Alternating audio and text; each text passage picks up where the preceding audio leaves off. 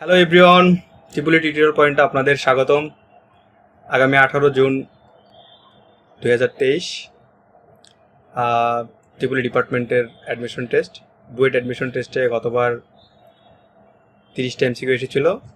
প্রতিটার জন্য 2 মার্ক ছিল এবং প্রতিটা ভুল উত্তরের জন্য 0.25 মার্ক নেগেটিভ ছিল। 20টা শর্ট কোশ্চেন থাকবে, প্রতি কোশ্চেনের জন্য বড়তে থাকবে 3 মিনিট।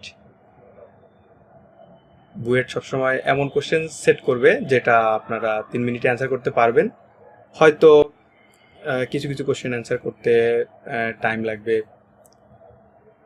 2 মিনিট, আবার কোনো কোশ্চেন অ্যান্সার করতে টাইম লাগবে 5 মিনিট। আজকে আমরা এরকম একটা ছোট্ট একটা ম্যাথ নিয়ে আলোচনা করব যেটা বুয়েট অ্যাডমিশন টেস্টে আসার উপযোগী। এটা বেসিক সার্কিটের, এসি সার্কিটের ছোট ছোট ম্যাথ দিতে পারে। তো আজকে আমরা যেটা নিয়ে কথা বলবো সেটা একটা ইনস্ট্যান্টেনিয়াস পাওয়ার, ভোল্টেজ এবং কারেন্ট নিয়ে ম্যাথটার আলোচনা। আমরা আগে কোশ্চেনটা দেখি। আমরা দেখতে পাচ্ছি a single phase load is supplied with sinusoidal voltage V T equal to 200 cos omega টি।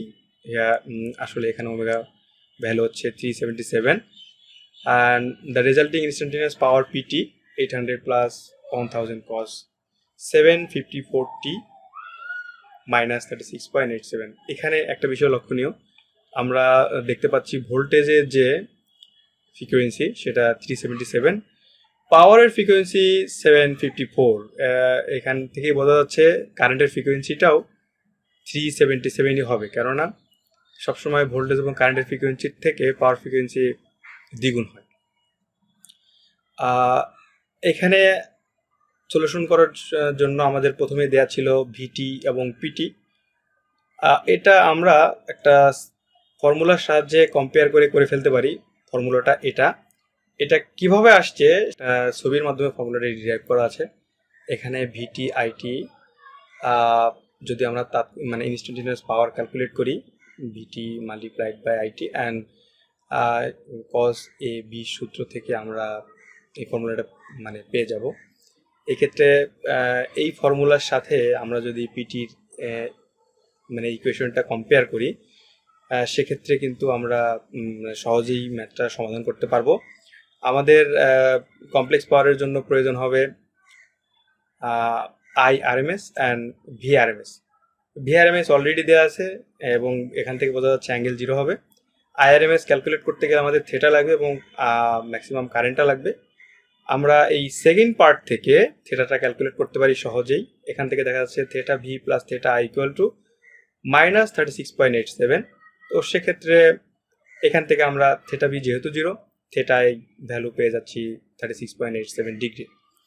এবং ফার্স্ট পার্ট থেকে যেহেতু আমরা থেটা আই থেটা ভি বোধ জানি, ফার্স্ট হাফ থেকে আমরা অনায়াসে আইএমটা বের করে ফেলতে পারবো এবং এখান থেকে দেখা যাচ্ছে আমরা আইএম এর ভ্যালু পাচ্ছি 10 অ্যাম্পিয়ার ম্যাক্সিমাম ভ্যালু। তো আরএমএস ভ্যালু হবে জাস্ট √2 দিয়ে ডিভাইড করলে যেটা হয়।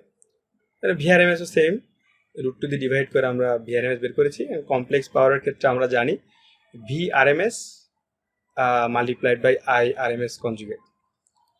এখানে একটা কোশ্চেন আছে, power equal to V I but I এর উপরে কনজুগেট কেন? এটা একটা বিষয়। তো আইটাকে কনজুগেট করার একটা সিম্পল একটা সহজ একটা কারণ আছে। এটা আশা করি আপনারা জানেন, না জানলে যদি কেউ না জানেন আমাদের কমেন্ট বক্সে নক করলে আমরা বলবো।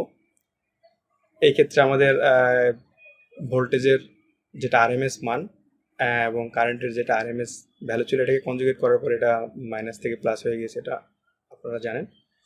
তো এটা যদি আমরা পোলার ফর্মে নিই তাহলে কমপ্লেক্স পাওয়ারের ভ্যালুটা 1000 অ্যাঙ্গেল অফ 36.87 আসবে এবং এটাকে যদি আমরা রেক্ট্যাঙ্গুলার ফর্মে নেই তাহলে 800 প্লাস 600 ভিএ চলে আসবে। তো 18 তারিখে আপনাদের পরীক্ষা ভালো হবে আশা করি। এবং আপনাদের অগ্রিম স্বাগত জানিয়ে আজকে আমাদের ভিডিও এখানে শেষ করছি। আল্লাহ হাফেজ।